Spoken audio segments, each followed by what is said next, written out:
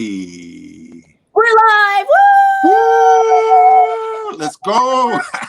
Okay.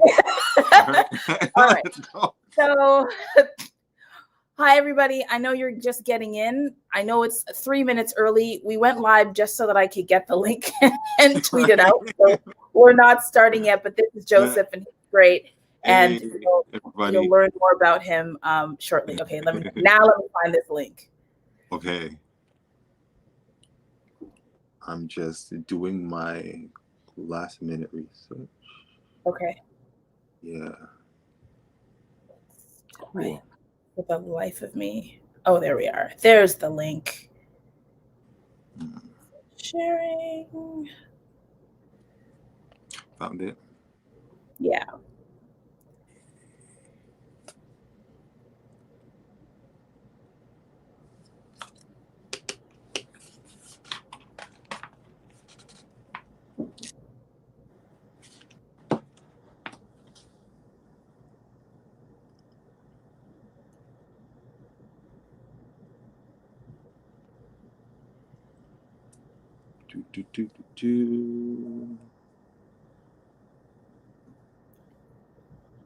So how's everything been on your end, though?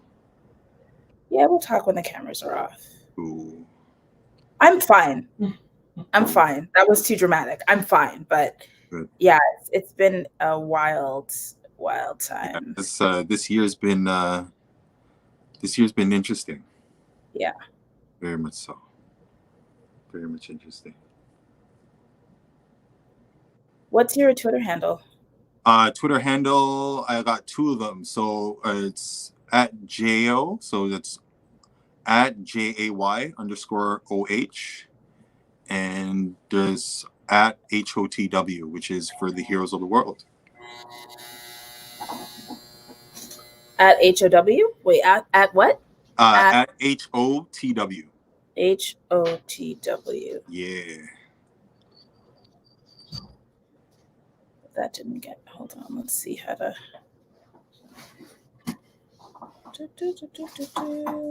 Okay, everybody, we're going to start in 1 minute.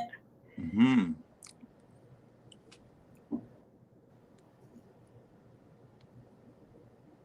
So at HOTW didn't get me to Heroes of the World. It's not coming up. So I'm just going to do JO. Okay.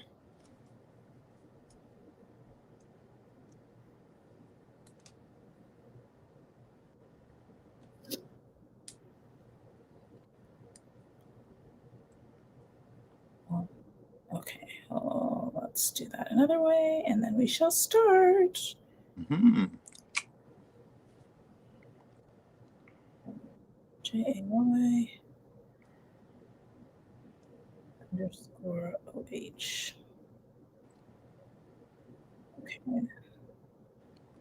And you can send it out if you'd like as well. Cool. Okay, and now, hi Josh. Okay, oh, it's 6. All right, everybody. Ooh. Hello, welcome to Onyx Pages. We are here to celebrate the Kwanzaa Reflectathon 2020. And as you know, I have been hosting 1-hour live shows every day since the beginning of Kwanzaa, each featuring a different amazing content creator. And for the past 3 days, we've had content creators and also business owners too, and great creatives. So it's been really wonderful. So here today, joining me is Joseph, who's there. Wait, hey, there.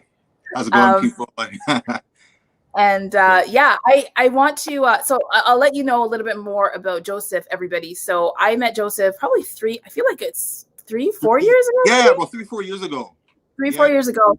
And I was attending a film screening. I feel like it was Superman. I don't know if it was. It was the Shrinking Man. Okay. Yeah. And so yeah, and Joseph was there, and you were selling your Heroes of the World stuff. And I'm going to ask you to talk about Heroes of the World in a second, but there was there were t-shirts and prints and all this great stuff. And the thing that struck me was that you create superheroes, and you being the royal you, so like the heroes of the world team, and they're Black, and you did custom superheroes, and you had like a superhero for Trinidad, and you had a Pride one at that time too, and I was just like, okay, who's this person? We need to talk, and we've been part of each other's like galaxies since then. So first of all, thank you for being here. And do you want to talk a little bit? Like, yo, I've always wanted to do the show. You know what I mean? I've watched several episodes, and like I've said, I've been meaning to connect with you on certain things, well, outside of the creative thing or inside wherever. So this is awesome that I'm on here. So thank you. Oh, no, you're most welcome. And you know that I think your work is inspiring. Oh, also, Joseph is the creator of the Onyx pages, like image with the books and everything that you see. Yeah, it's like the biggest thing as well. So Joseph is somebody that I've worked with before on projects. Intend to continue to. So yes, if you've got coin and you need work done for you that's exceptional, Joseph is definitely somebody that you can reach out to. But talk about yourself. Okay. I want to know about heroes. Tell the people about Heroes of the World. Talk about all that stuff behind you in that glass case. Okay. When you talk about the t-shirt, like just tell the people who you are. Okay, so once again, Joseph Osei Bonsu. I'm one half of Heroes of the World. So beginning the Heroes of the World, it was a brand that my boy Mark and I started back in 2005 as Heroes of the Caribbean. One day I'm home, I'm just chilling, I'm drawing this character named Captain Ghana because I was taking a break from another project, and Mark came over and he was like, okay, what's this? And I'm like, yo, this is Captain Ghana. What do you mean it's Captain Ghana? Oh no, yeah, it's just something I'm just doing for fun. So he looked at it. We talked about, he talked about an idea that his sister had for us to like do some artwork at Caravana. Like, it was either us drawing like doing face paint for kids or drawing these kids on hats. With like hats that had the Caribbean flags and selling those. But we weren't too keen on that idea. So Mark left my house, and then for some reason he came back. He was just like, yo, Joe, what if we took that thing with Captain Ghana, but then applied it to like all the Caribbean islands? And I'm like, really? Okay, you know what? Let me try something. So I drew a character from Barbados, who's like Captain, but we call him Captain Barbados at the time. And then when Mark saw that, Mark drew his version of Barbados, and then we did Jamaica and then Trinidad, and then we just kept and then we just kept making a bunch of characters, and then we're like, you know what? We'll just get these. We'll go to home. I think it was the day of Caravana 2005 to be exact. We went to Home Depot. No, Business Depot. Sorry. People have depots in their name, so obviously I'm gonna get confused. But we went to Business Depot, printed off like 50 copies of like each character. Went to IKEA, got some stools and chairs, and then zipped down to the parade. Snuck in the parade. I don't suggest anybody do that whenever we get the chance to parade again. But we snuck in, set up shop near like this grenade and food truck and this like garbage pail, and we just started selling these things for like $5 a pop, and it just blew up from there. These kids were going crazy once they saw like, Trinidad. Yeah, that's exactly what the reaction was, right? So it was really dope to see that. And then I think the year after we ended up creating more characters from like Ghana, Italy, France. And by that time, the 2006 World Cup was out. So we did it just in celebration of that. And then I think 2007, 2008 was when our business manager, Sean Cuffey, came on board and was like, you know what? You guys need to legitimize this. Like, this needs to be like a real thing. Yeah. You know what I mean? We need to come in, register the brand, register the company, copyright the characters. We need to make more product. So that's where, the t-shirts actually came into play around that time. The comic book came a year later, or the comic series came a year later, and then more products started to trickle along. And then I think around that time too, we did a bunch of like TV interviews just to kind of announce the brand and everything. So yeah, those was some good times, man, and we're still going ahead with it. You know, I think our next goal is to kind of get everything on television. Mm. I think that's where it belongs. Yeah, yeah. Well, I think I think your work is very inspiring. So thank you for telling us a little bit more about it. Mm-hmm. So I'm just going to welcome some people in to say hello to Mm-hmm. folks in the chat. So hi, Josh, welcome back. Hi, Tomi, Hey, live and direct from right over there. right on. Hey, Esther, welcome back. Hi, Michael, nice to see you. Hey, Tati. Hi, Sherri. Thank you. Thank you. Hi, Sarah in the Netherlands. And Esther. I Okay. signed both your glasses. Thank you. Thank you. Yeah.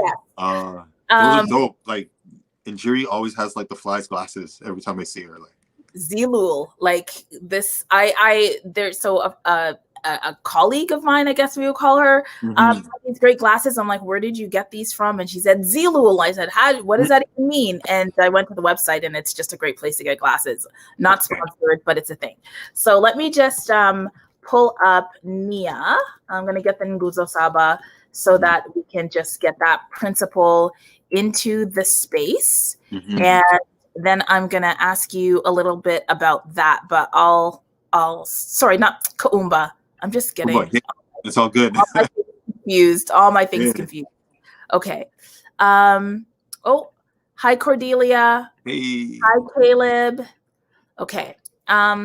So here we go. Kuumba, creativity. Kuumba creativity is to do always, and you know me, I like to focus on each word, to do always as much as we can in the way we can in order to leave our community more beautiful and beneficial than we inherited it, right? And I think so Kuumba to me is an incredibly special principle because it is creativity for a purpose. And it's interesting because Kuumba doesn't really actually tell you what creativity is necessarily. It doesn't even center like the act of creating. It actually focuses on the purpose of creating, like why we create. And it almost suggests that everyone is a creator, that every time you do something, you are in the process of creating. It's right. That's so true. Like I always tell people that look at my artwork and say, oh, I wish I can draw, whether they're a doctor. I'm like, whatever you do, whatever profession you're in, whether it's fitness, drawing, whatever it's fitness, whether it's you're a doctor, whether you're a lawyer, or whether you're a chef, you're creating something to benefit somebody's lives. You're doing something to impact that person's well-being, right? Or that being, I should say. So yeah, and the community's well-being, right?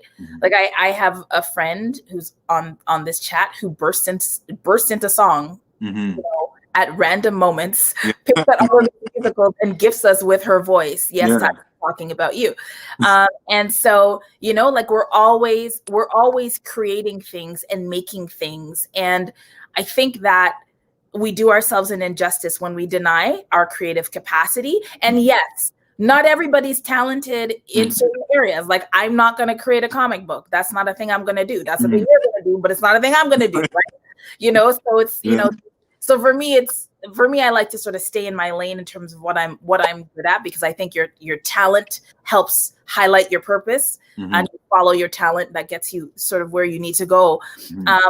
But I think that the principle of Kuumba is so important because the creativity is about making the community more beautiful. Yes.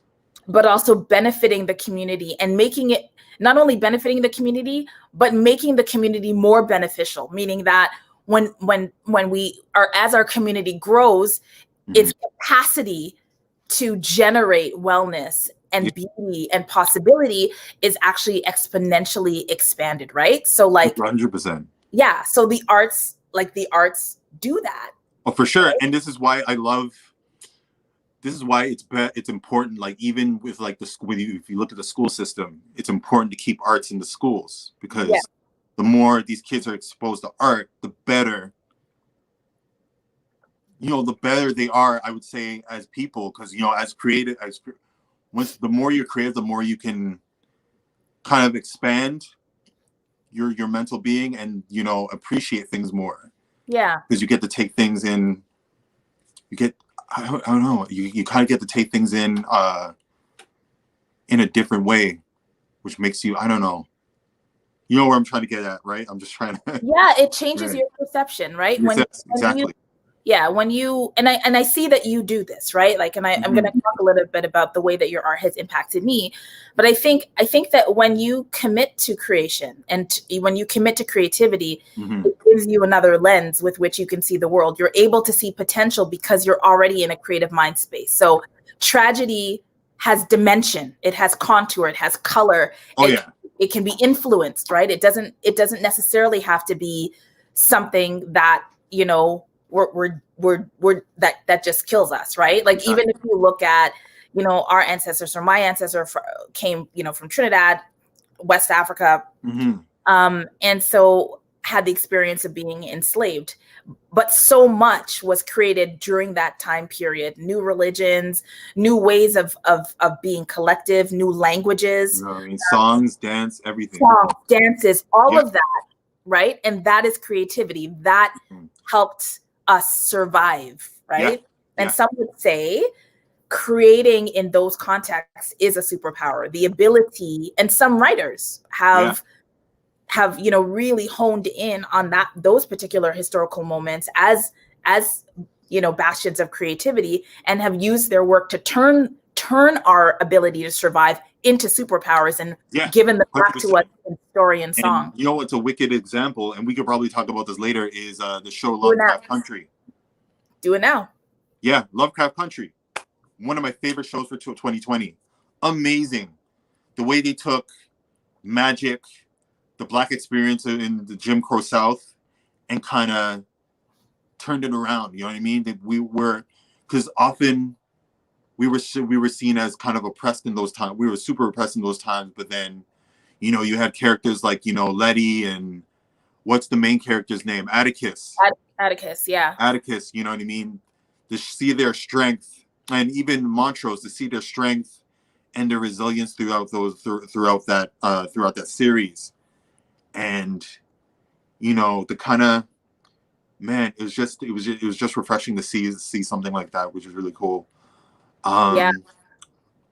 Trying to remember different things about Lovecraft, because it was so.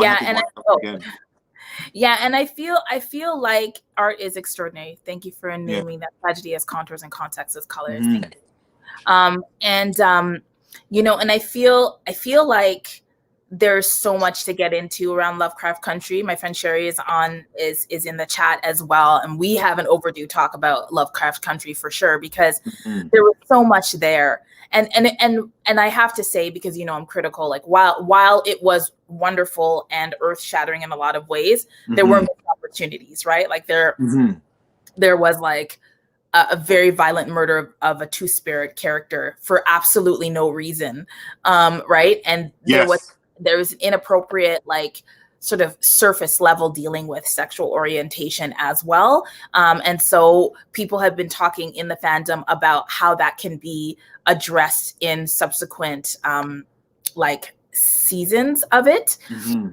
But yes, let's talk about what you create, because there were, I will say that this year, I think out of all of the years that I've been following your work, I think this year is the year that I most appreciated, like the value of the timeliness of your art.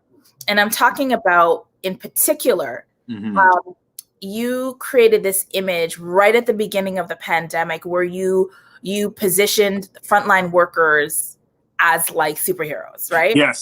Yes. And that, I'm going to go find it, because I think you emailed it to me, right? Yeah. Emailed sent a bunch of things, actually. So I think that there you are, images for the interview. Yes. That for me was really super important, because I think it was like a really, really great example. What is it called? So it's, if you see a thumbnail, There's gonna be a thumbnail of it.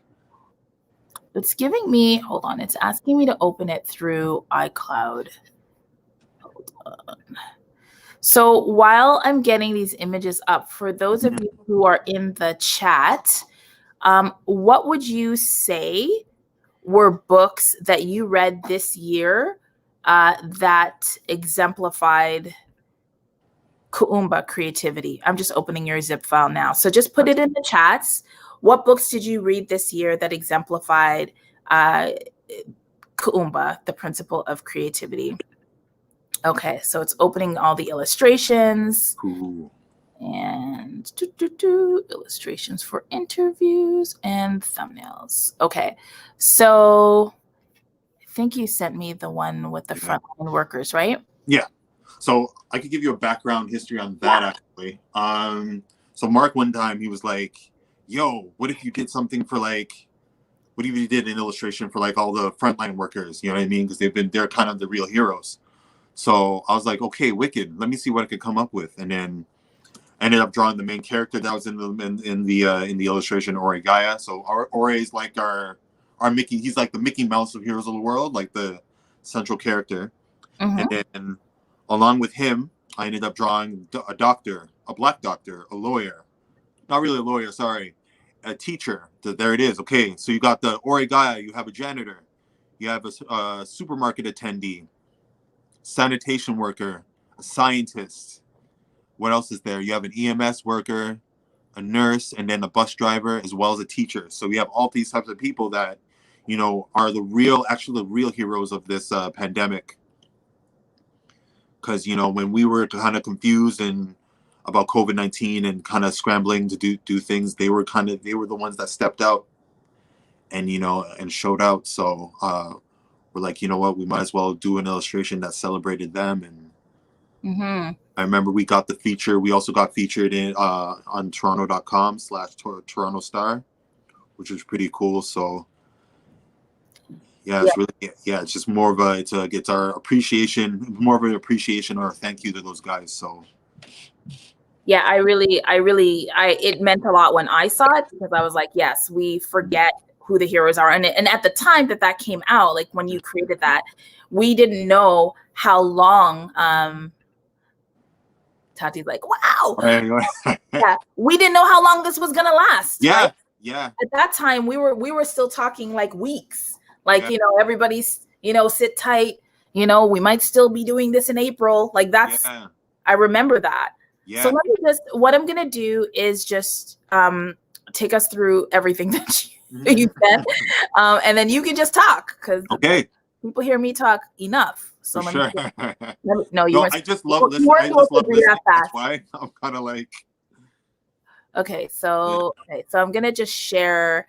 We're gonna if I do it from I think I can do it. No, that's not. Okay, I'll just start from the first one. Cool.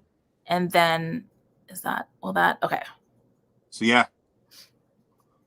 Miles Morales, Spider-Man. I'm a huge Spider-Man fan. I love the character of Miles Morales. You know, it's one of the comic books I've been recently reading. So I ended up kind of doing I think around the time they announced the PlayStation 5, PlayStation 4 game, I ended up doing that as kind of a celebration to that. So that's some of my friends are very excited about it. I recently finished that game. That was awesome. And then that was done after one of my favorite R&B records, A Seat at the Table by Solange. And it's based off the song Don't Touch My Hair. Yeah.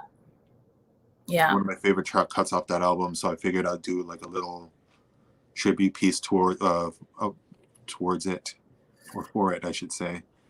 Yeah, I'm just going to show you some comments because people are super excited about. Yeah. Yes, 100%. Yeah. Especially with like, you know, with the Ford government ignoring them and everything. And so most of the people here, except for me, you, and Tommy and Josh, are from the US. Okay. So one of the things fun fact, one of the things that happened today is that our finance minister decided to take a trip to St. Bart's in the Caribbean, while we were in lockdown and got caught. Yeah. The premier told him to bring his ass home. Yeah.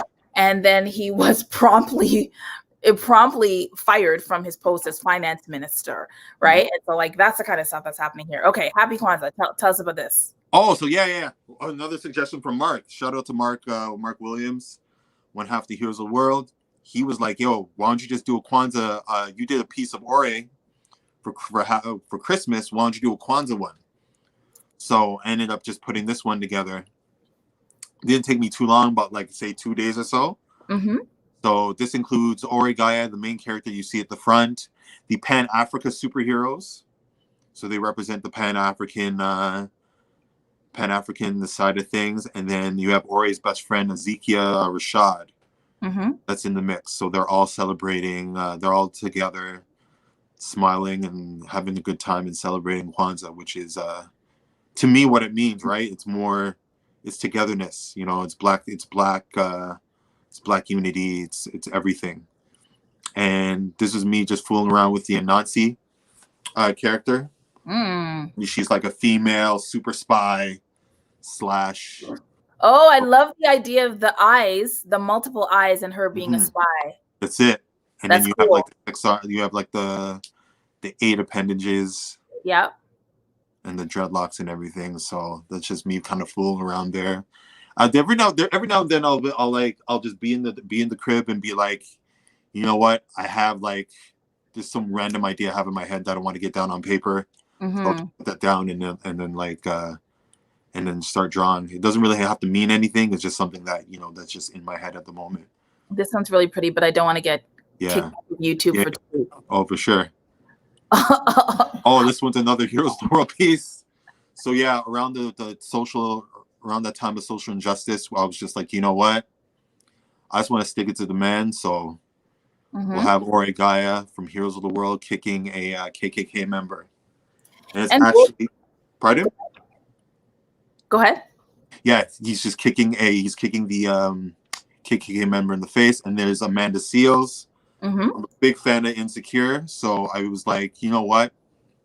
Just at random, I'm just gonna draw pretty much all 4 of the ladies of Insecure. So you'll have like this one. Yeah.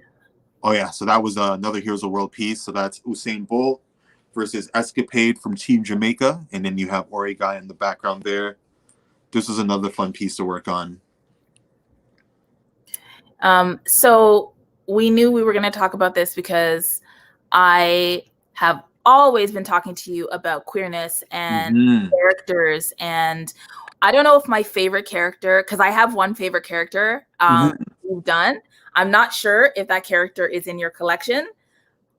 But if that character is not, I am going to ask you to find it. And I think I know which one it is. Hold on. Yes. I'm going to send it to you.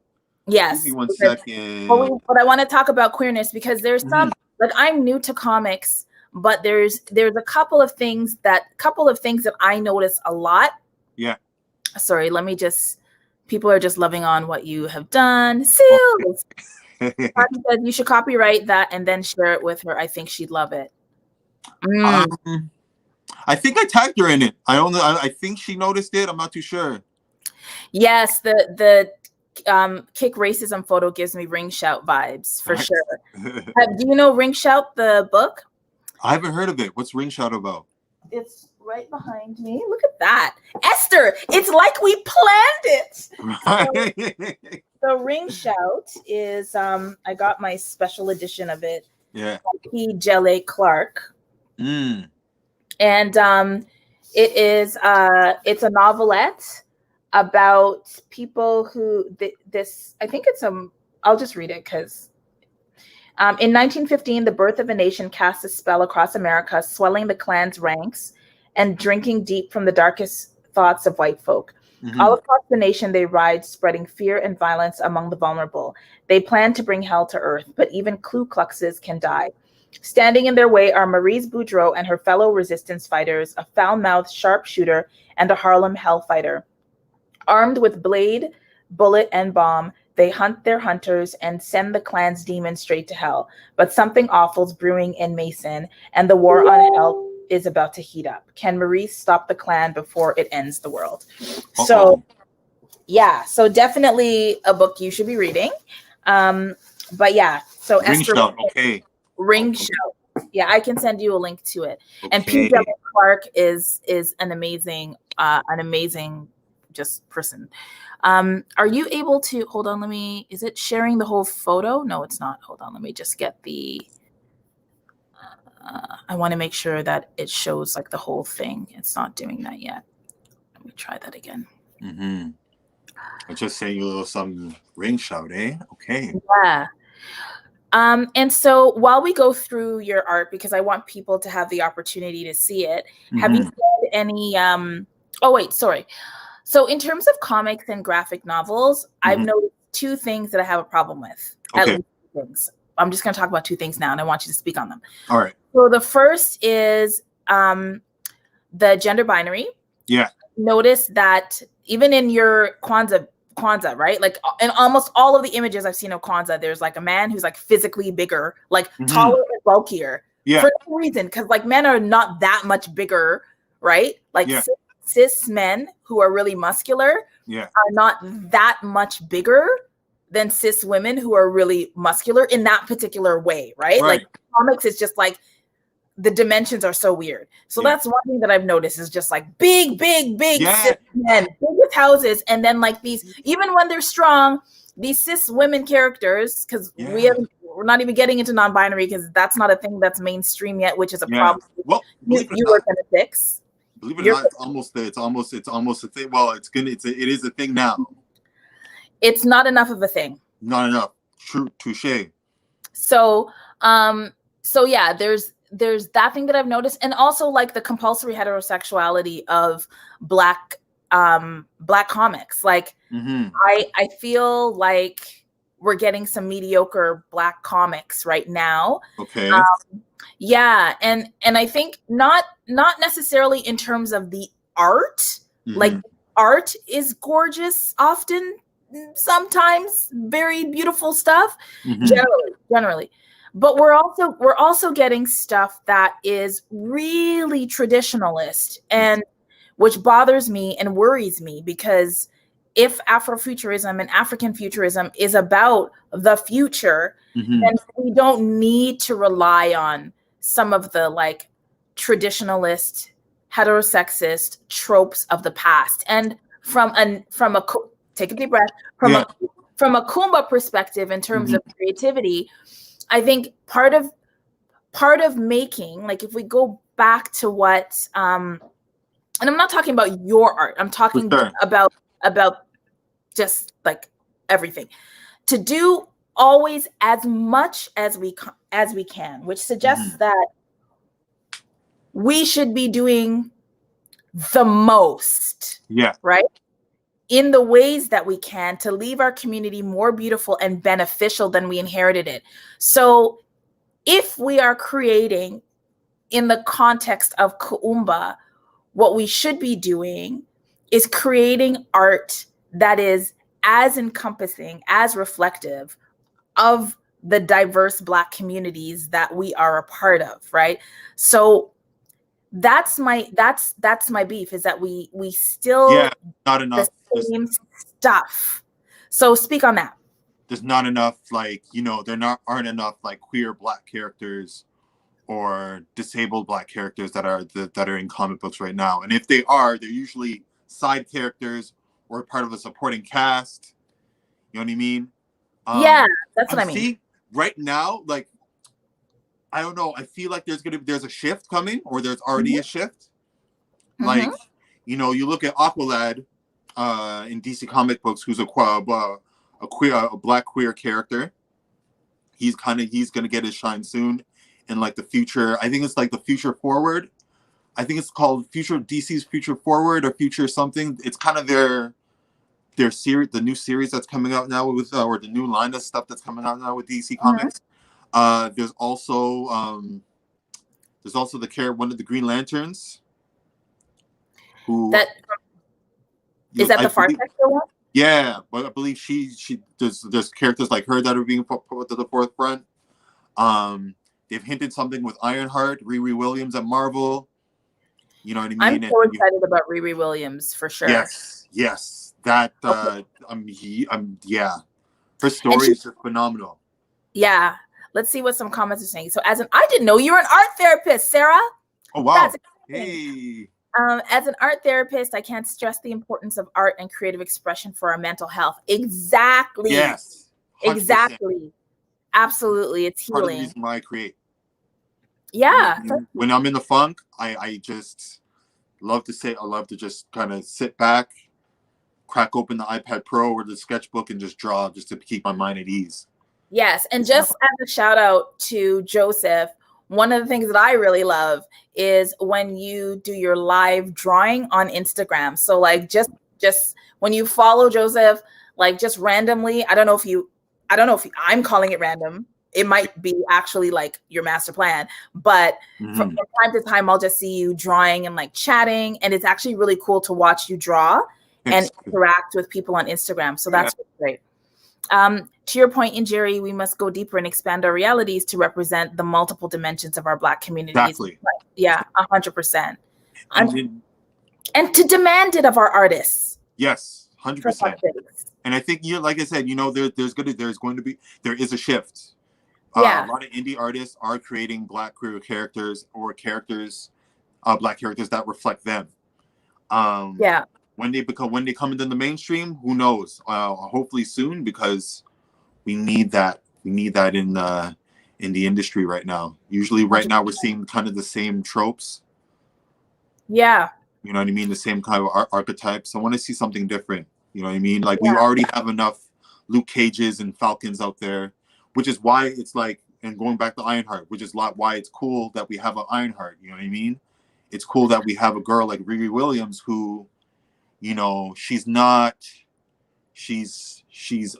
a super brilliant, super techie nerd who loves technology, who ends up becoming the next Iron Man or Iron Man like. So that's pretty cool to see that story and to see where she hurt the getting into her family and where she comes from. And Tommy says comics and graphic novels are reaching so many mainstream members of society. Yes, I think there's been a renaissance for sure of comics and graphic novels right now. They offer fresh ways to influence how folks perceive Black communities. And I totally agree with that and see that. And even like, I don't know if you've picked up any of the graphic adaptations of Octavia Butler's work, but not yet. Yeah. So John Jennings and Damian Duffy. So this is their kindred. Okay, I've seen this on the Apple bookstore. Yeah, and they also did Parable of the Sower, which is somewhere that I can't find at the moment, but they did Parable of the Sower as well. So yeah, very important work. So yes, I was hoping that we would be able to get and talk a bit about TV, although this is like a bookish discussion. But on the show Black Lightning, the sister Anissa plays a superhero named Thunder, and she's a Black lesbian, and I think her character is well-rounded. Oh, super well-rounded. I love that. That's like one of my favorite characters on the show. And I love that.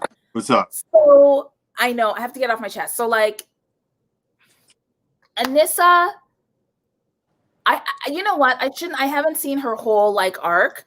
But I'll talk about a couple things I appreciate about that character. Number one, I appreciate the fact that she is very she's relatable, right? Like she's relatable, and like her sexual orientation was like right front and center from the first episode.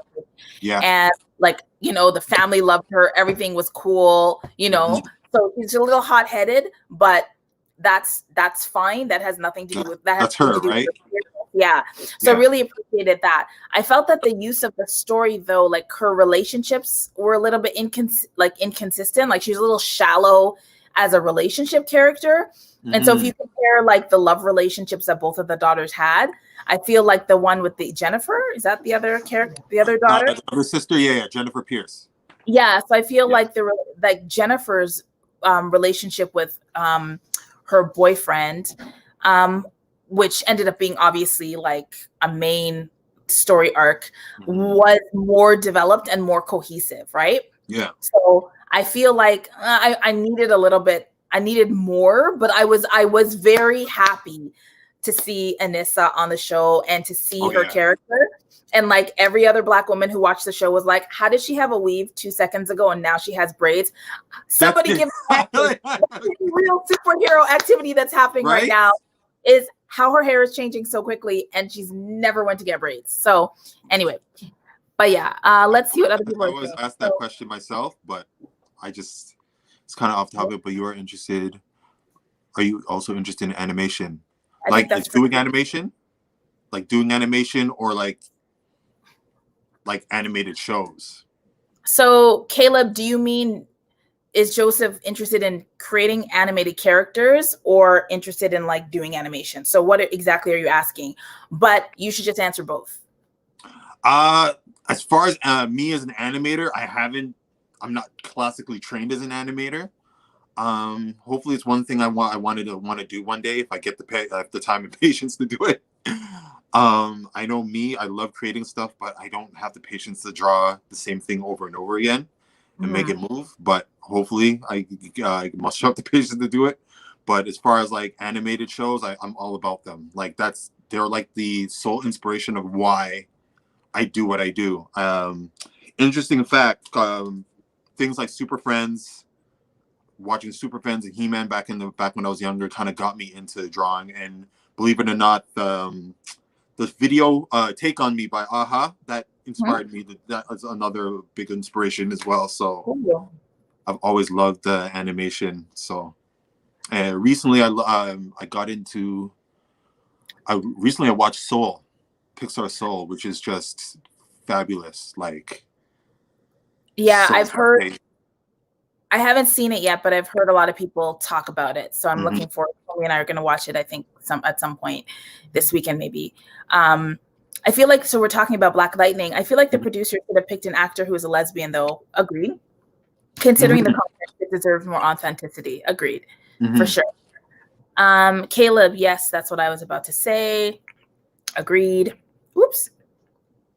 That makes sense about the depth of the relationships. I agree with that in Jerry. Yeah. Okay, I'm not the only one who saw that. Caleb's laughing. Laughter's good for the soul, Caleb. It's good. That's it.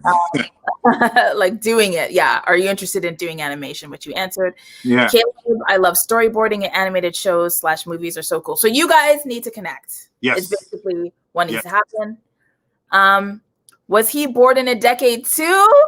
So I say that I'm born in a decade because like I was born in a decade, and sometimes people think I'm a lot younger than I actually am. And I am not. Like I remember the original He-Man, the original She-Ra. Yeah. I remember Ewoks. Yeah, the droids. What's the earliest like animated show you can remember?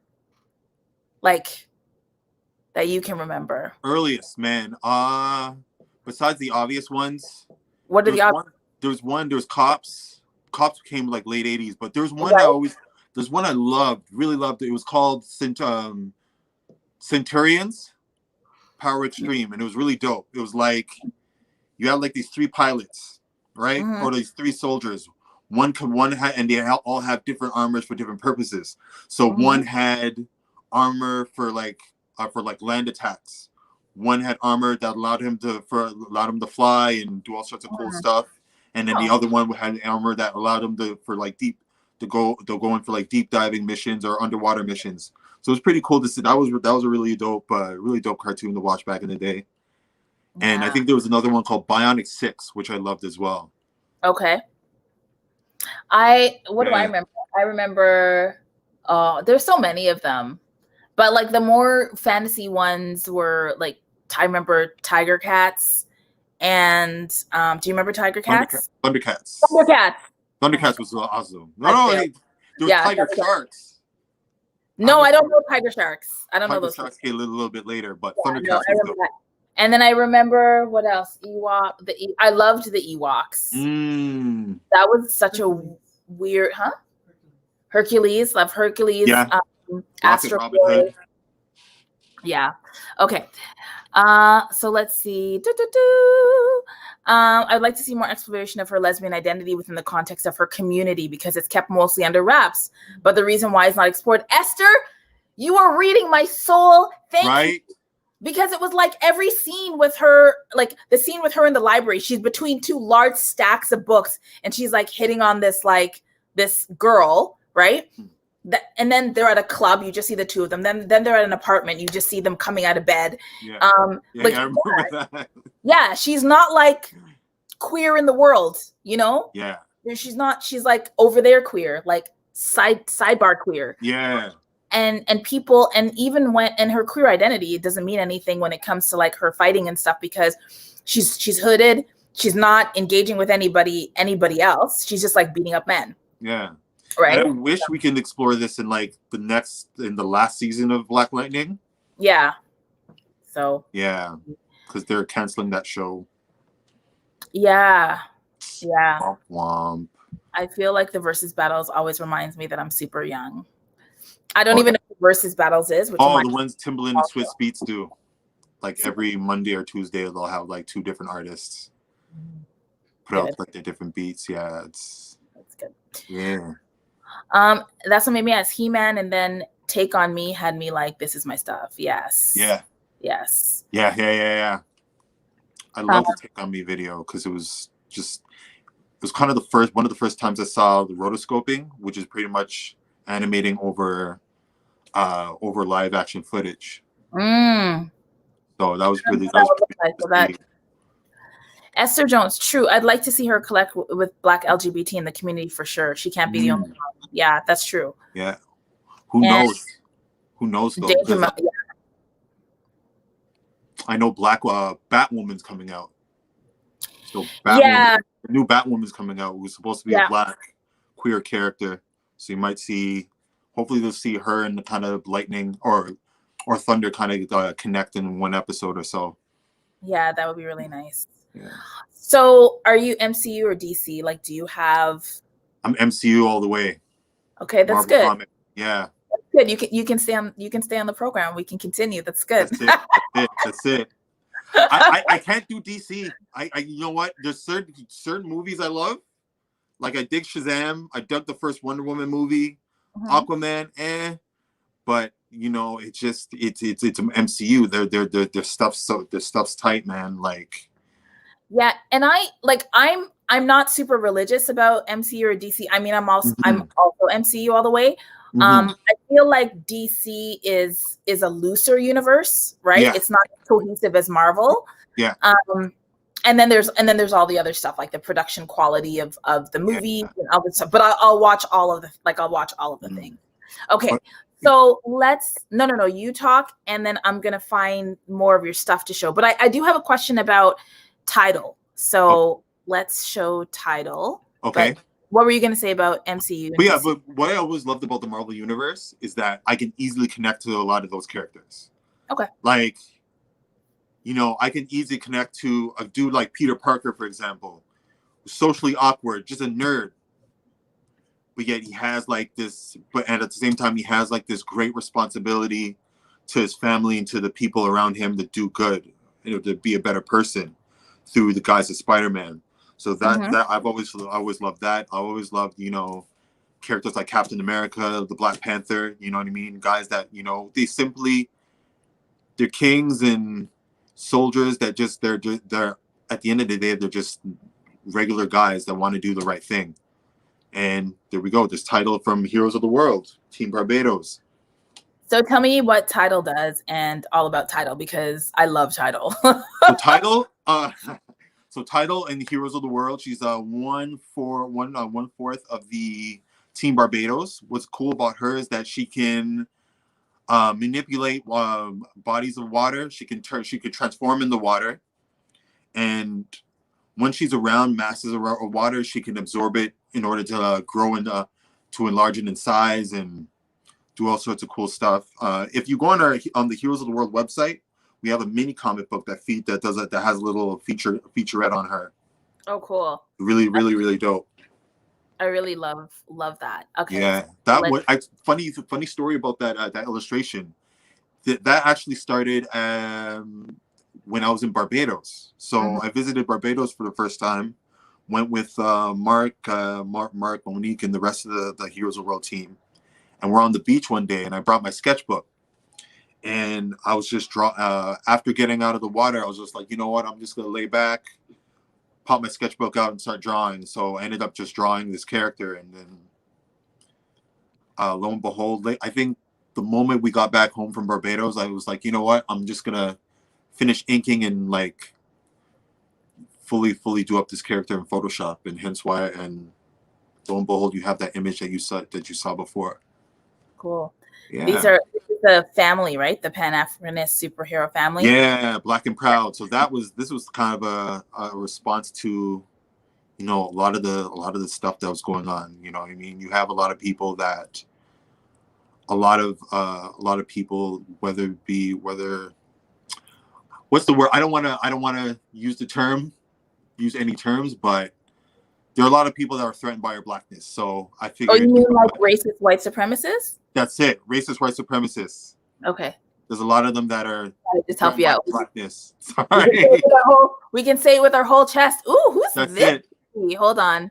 What's up? I'm very curious about this character because this character feels very queer to me. And that's how I roll. So let's see tell me about this character. Oh, okay. Yeah. So that's a female version of Dr. Octopus.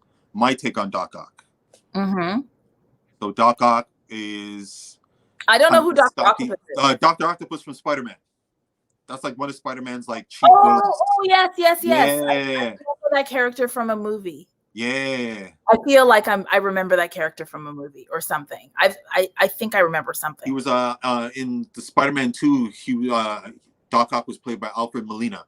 Is that the one where they were in Europe? No, that was the one for one of the Tobey Maguire films. Oh, then I'm not. One. Yeah. I'm not all up on it.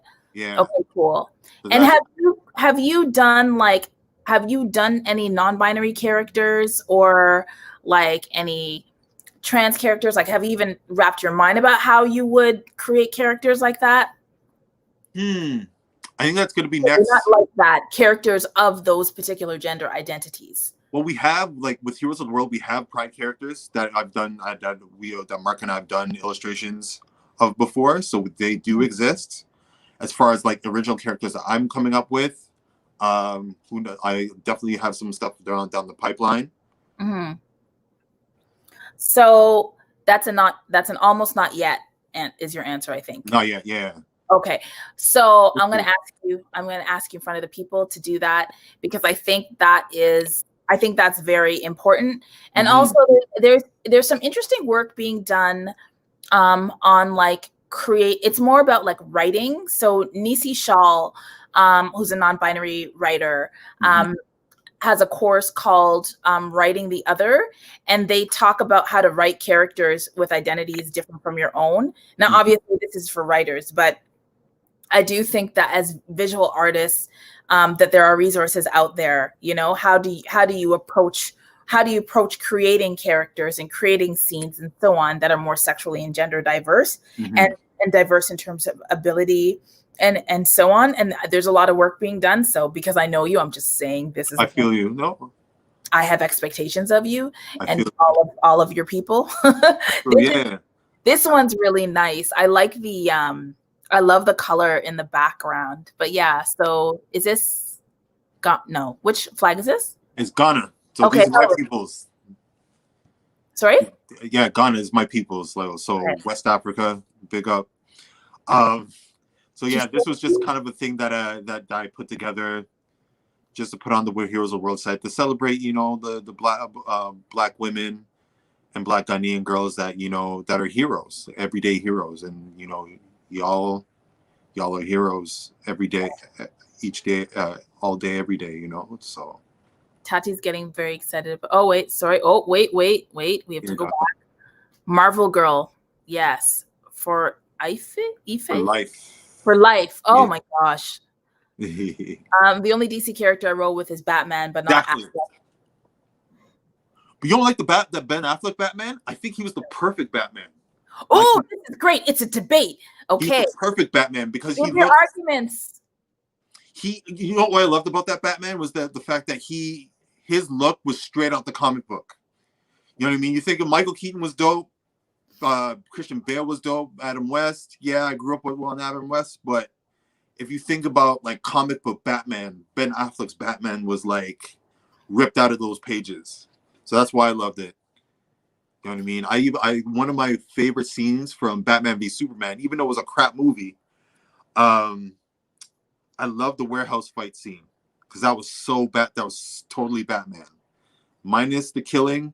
It was so like the fighting style, the movement was very much the Dark Knight, which I totally dug. So I don't understand Batman I don't understand Batman as a superhero. What is it about Batman you don't get? Why he's super? Isn't he just rich? He's rich, but then there's this whole tragedy. There's like this tragedy and this duty behind Batman. Okay, like I also don't care. Yeah, I just want to talk about black people. I know. Okay, so let's. Okay, so Right? I want to hear you talk about black things. Okay, so tell me about this character. Okay, so that's one of the Native Canadian characters. Mm-hmm. So we did that in celebration of Canada Day. Mm-hmm. You know what I mean? So while everybody else, pardon? Go ahead. So while everybody else is celebrating Canada Day, waving their flags, Mark and I were like, we'd rather just celebrate the Indigenous people of Canada, the true Canadians, the ones that that this land belongs to. So hence why we did this piece. Yeah, I think it's a really beautiful one, and I love that. I've been transitioning. Meaning, no, I need to transition from calling Canada to Turtle Island, and thinking more about like what land I literally live on, like who owned these lands, and studying maps and things like that, and re-educating myself. So I was really attracted to this for that reason. Okay, let's keep on going through. I'm just picking some of the ones. Oh yes, so let's talk about this one because this was also very much a favorite. I love this was one of my favorites that you did. Okay. Oh yeah. The NSARS. Yeah. Speak on it. So yeah, one day I was reading up on the whole police brutality thing in Nigeria, the SARS force and the corruption, and I just found it disgusting that we as Black people are oppressing our own. So I figured, why not do a piece that kind of speaks against that. And this piece actually is a homage to Amazing Fantasy 15. So Amazing Fantasy 15 was the first appearance of Spider-Man. So in that place, rather than Spider-Man, you have Ultra Hawk from Team Nigeria, Heroes of the World, and he's carrying away a SARS officer. Nice. Yeah, I really love that. And just looking at the bottom where it says an important message from Heroes of the World. So that one, like one of the reasons why I wanted you to be on the Kwanzaa Reflectathon for Kuumba was because I feel like you create art with a purpose, right? Like you and Mark are you're watching what's happening in the world. You are creating images. What's your hope for what people do with the art that you create? So once you put it out there on Instagram, once you tweet it, once you have it on your website, what do you hope it catalyzes? The change, simple change, changing in people's thoughts, awareness, getting people to getting that message out there to the masses, and hopefully kind of swaying people's perceptions on certain things, I guess. I just at the end of the day, I want what Mark and I intend to do with Heroes of the World is kind of change people's lives with our imagery and better those lives, the same way the greats have done with many of their other images. So Mm-hmm. Who's Team USA Starlet? So that's one of the American superheroes. So she's a black female superhero. Originally she was Caucasian, but then I think Mark and I had a discussion about it, and I think one of his friends was like, "Okay, America's not just white people. Why can't we just have all? You should just have like different types of people in there." Hence why we made her a black female superhero, and which is better. Because like I said, black women are superheroes each and every day, and that whole Kamala Harris thing is to celebrate Kamala, first black female president, vice president. Not yet. Not yet. Soon. Not yet. January 20th. You're speaking that. No. When you first said president, I was like, not yet. Not yet. But that might be a thing. Okay, yeah. Let's talk about. I know that I can hear the screaming through the computer as people see this. Oh, this one, yeah. Through the computer, I hear people screaming. Yes. So I'm gonna shout out Stephanie Small. So Stephanie Small is one of my Facebook friends, Instagram friends that saw. I think she saw one of my He-Man posts. She was like, "Yo, what if you did a black version of She-Ra? Or what if you did She-Ra?" So I was like, "Okay, cool. I'm gonna do She-Ra, but a black version." And then I ended up just doing this piece, and along with Stephanie and a bunch of other people, they just lost it. They just lost it at this image. And I just, in one of the captions I put, for all the black girls out there that dreamt about being She-Ra, there you go, right? That's what it is. So yes. Yeah. Oh my God, I want this. What must I do to own this? So what do people do? How can people own your things or wear your things? So if for the Heroes of the World stuff, you could go on theheroesoftheworld.com to buy like the different country characters. For original artwork like this, hang tight. I'm going to try and upload a lot of these prints on our website that have printed. And then there should be a store. There is I think it's a Zazzle or a T Public store with a lot of those with the She-Ra print and a lot of other prints there that they can buy as T-shirts. Okay. And it's on joeosebonsu.com. So we'll put all of that in the description once the video uploads. And I know we're sort of rounding out on the hour, but I want to get all this beautiful work because look at the screen. That's why. Like, your stuff is stunning. Thank you. And I'm so proud of you. So Thank you. You too. Thank you. So who's this? I know who this is, but who is this? So this is a piece I did for an art show called Ohana. So it was held by one of my good friends, Shani Moran. So this was one of the pieces I featured there was called Warrior of Gold. So she is a golden Nubian warrior that I took from different inspirations from like some of the Wakanda stuff that I read in Black Panther, plus some of the old Ghanaian warrior, ancient Ghanaian warrior stuff that I researched, and ended up coming up with this character. And I feel like what I want to and it's the old school She-Ra, not the reboot. That's it. On the site now, so I can bookmark it. Yeah. Wow, that's some hair. Yes. Yeah. So I'm thinking. I'm very excited about where you're going with everything, and I'm excited because I feel. Oh, this one's so cute. This one's adorable. Okay, hold on. This show's never gonna end. Okay, hold on. Right? Like, this is good. Okay, so tell us about this person. Oh, this is okay. So she's one of like these brawler girls that I was coming up with. So just at random, I was drawing like different black female characters that are experts in different types of martial arts. So it's good with like billy clubs. We have one that's good at Jeet Kune Do. There's one that's a wrestler. If you go through them, there's like different ones. There's one that's kung fu, and there's a Muay Thai.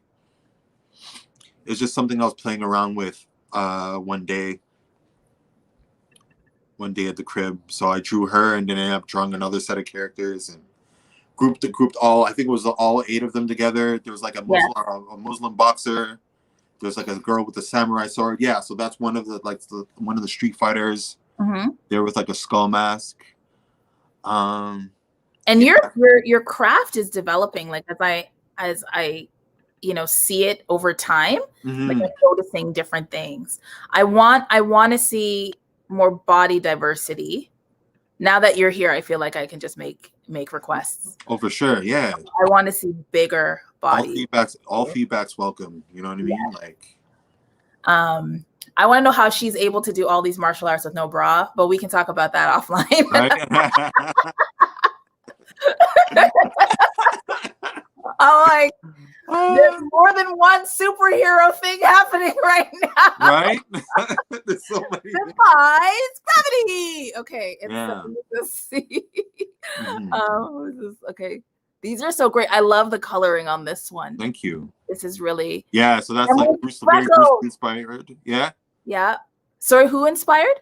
Very Bruce Lee inspired with that. Yeah. This one. Yeah. Yeah. Some really, really beautiful stuff. Okay. So let me, this one's very, very nice. I remember this one too. I loved this one actually for what will soon be very obvious reasons. Oh wait, hold on. Let me just get that open. Yeah, I really like your stuff on, I want your stuff on covers. I want your stuff on book covers, Oh, pretty soon. I want to see cover art. Yes. Oh, yeah. The wrestler. Yeah. Yeah. This is a pretty fun one. I love this one. Yeah. And I'm just like muscular and defiant and like fuchsia. Yeah. That's it. Great. I also sent you another one, actually. Okay. Let me just, okay. Y'all. Okay. Let's just, okay. I keep on saying, okay, just two more. Just two more. Just 2 more. And then I just can't have just one. You know what I mean? You can. This one's okay. So this one's called Tiger Style. Yeah. And it's very, very cute. Oh, yeah. Yeah. That's like the kung fu type of vibe. Yeah. That was pretty fun to work on. Okay. So so people are saying stuff like all your characters have such presence about them. I love it. Billy Club nunchucks. Okay. And then my favorite one. Oh, this one's oh my God, there's so much. Oh my God. Yeah. Hold on. This one's nice. This one actually reminds me of a book that we were talking about the other day called Legendborn. But I'll show everybody this one. Can you tell us a little bit about this character? Oh, so Kate, so my boy Aaron, Mad Sketch. He's the head of this little group called the Ontario League of Artists. And one time we had this theme going for I think it was around electricity. So I ended up drawing like this character, female black girl with electrical powers. Nice. You know what I mean? Yeah. And not like a Black Lightning type of thing, but just something totally original. Okay, I'm gonna cycle through this. Okay, people, I hope you're enjoying this. Because I certainly am. I just we obviously know who this is. Yeah. What can you tell us about this one? Oh, so yeah, for the verses, there was the verses with like Jill Scott and Erykah Badu. Yeah. So kind of to celebrate that, I ended up doing kind of a tribute piece to her for both. So So and I love both. I love Jill Scott. She's one of my crushes. One of my many celebrity crushes. So I figured I'd do one of her and Erykah. Yeah. Okay, Square Up. This one's a nice one. This is a gorgeous one. I see this as a cover. I see so many of your things as covers, like book covers. I'd love to do some more cover art. I want you to do more cover art. Yeah. This was a really fun one to work on. Yeah. Tell us about this one. But this one, this was inspired by a Muslim. There was a boxer. There's a Muslim boxer that was out there for Olympic boxer that I I think I saw a video of her online, and I'm like, you know what? What if I did something similar to that? So I ended up coming up with this character, and then the whole square up thing is, it's kind of like, you know, the square up stance when you're ready to fight type of deal. So I ended up doing all that stuff. This was one, as I remember the story. I remember seeing this in the news and then seeing what you drew. This one. Yes.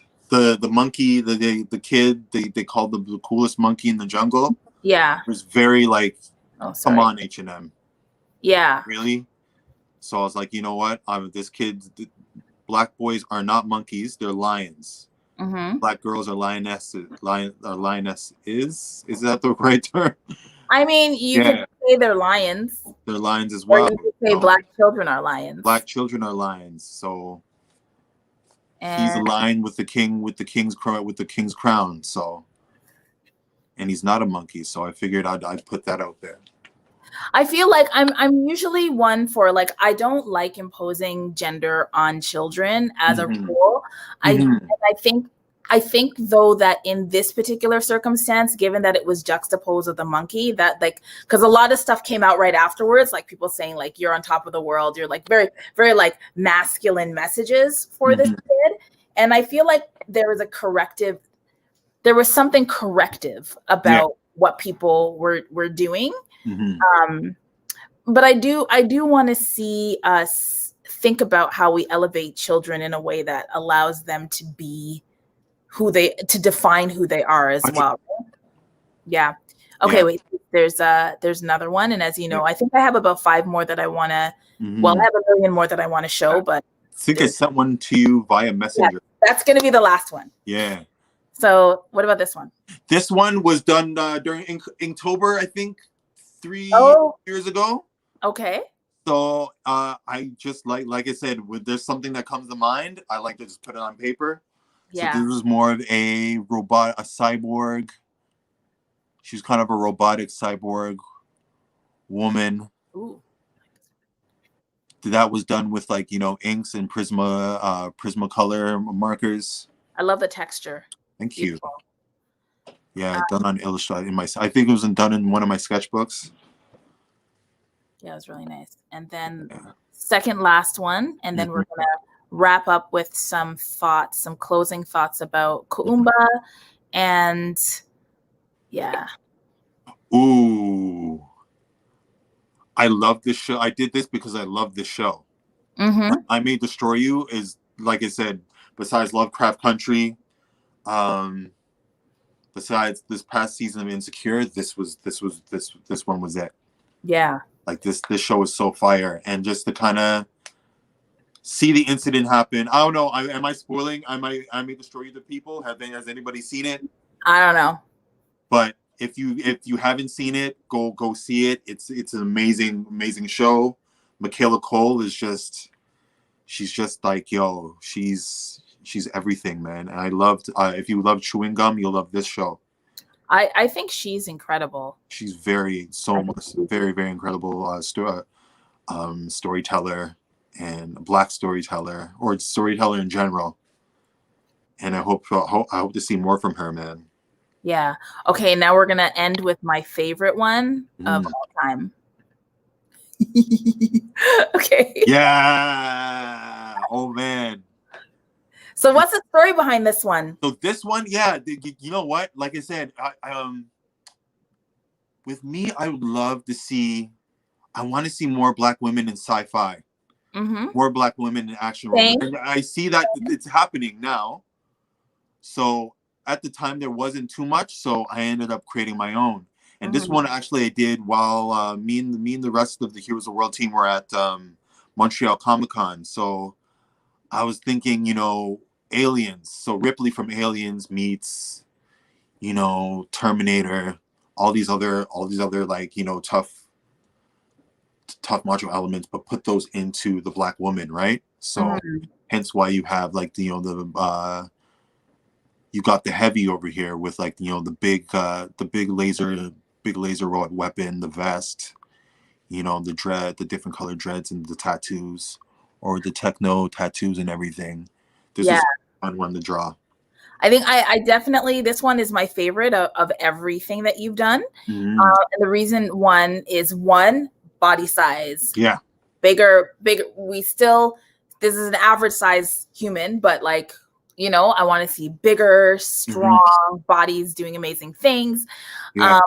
You know, so there's one. And also because I feel like from a queer perspective, looking at this character, it's you know, there's some gender ambiguity for me. Yeah. And I was like, oh, okay, Joe, come through. You can. All right, that's cool. Disrupt binary. You got this. Keep going, right? You know, and so and you know, just fierce, but also on the face, right? There's a look of just like meditative calm, right? It's this is just one of my favorites of yours. Okay, so go ahead. Oh no, go ahead. Yeah. Oh, you're saying I was gonna say thank you. Like, you know, that pay, like, you know, the whole reason I create these characters is because, you know, we don't, like I said before, we don't have enough of these images out there. Agreed. So any way I could contribute to the culture, I'll do it. You know. So hold on, what's okay? So people are loving on that. Yes. So Caleb, you see what I'm talking about? The haze, smoke, the haircut, the tattoos. Like it's perfect. And like it's giving queerness, but I assumed you just see things as gay. Well, I mean, what did Isis say? So Isis from Sister Sci-Fi was on our show 3 days ago, and she said, you know, when you're a hammer, everything looks like a nail. So it's yes, I saw it too, but I also think that characters is queer as the night is long. So Kuumba creativity, to do always as much as we can,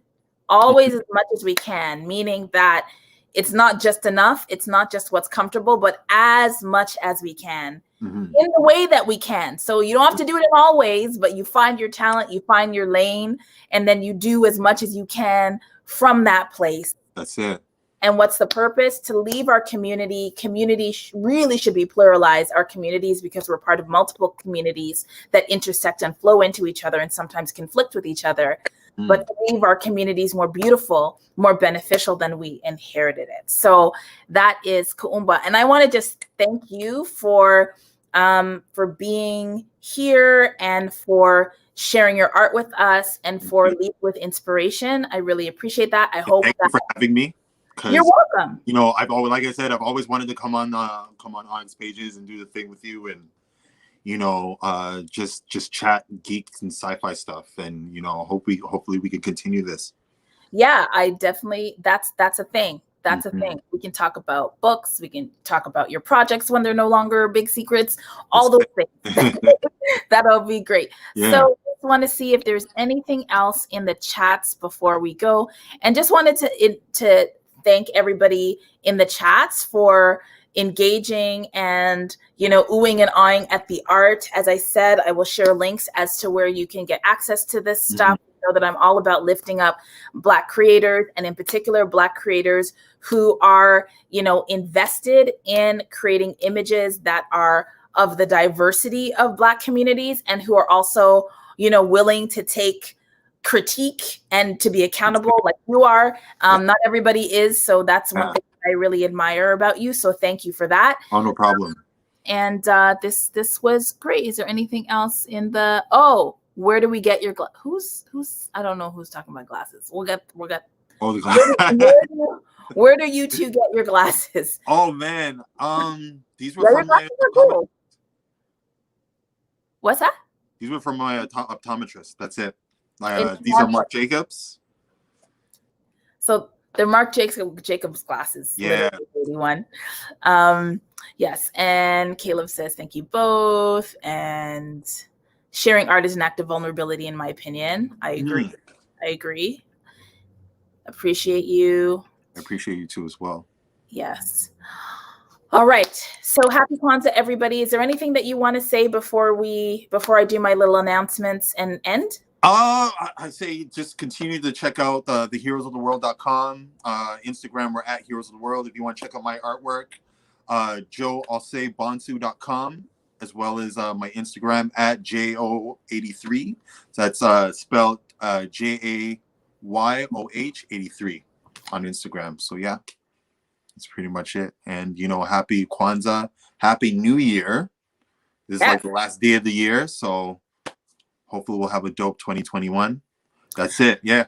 Yeah. And so as you all know, if you want to be entered into the draw for a Melanin Eclectic Reading Planner, then please make sure that you upload your videos and use the hashtag Kwanzaa Reflectathon hashtag, and we will draw one name. Also, for those of you who are interested in vision boarding, I am hosting a vision board workshop inspired by the work of Octavia Butler that will be held on January 16th, and you can register through Eventbrite. And that is about it. Bye, everyone. Thank you, Joseph. Happy Kwanzaa. Thank you. I appreciate you, Queen. Thank you. Okay, bye. It has goddess. This has to be goddess. Goddess. You can't do the queen. Yeah. Thank you. All righty. Thank you, All right. Bye. Okay. Take care. Bye.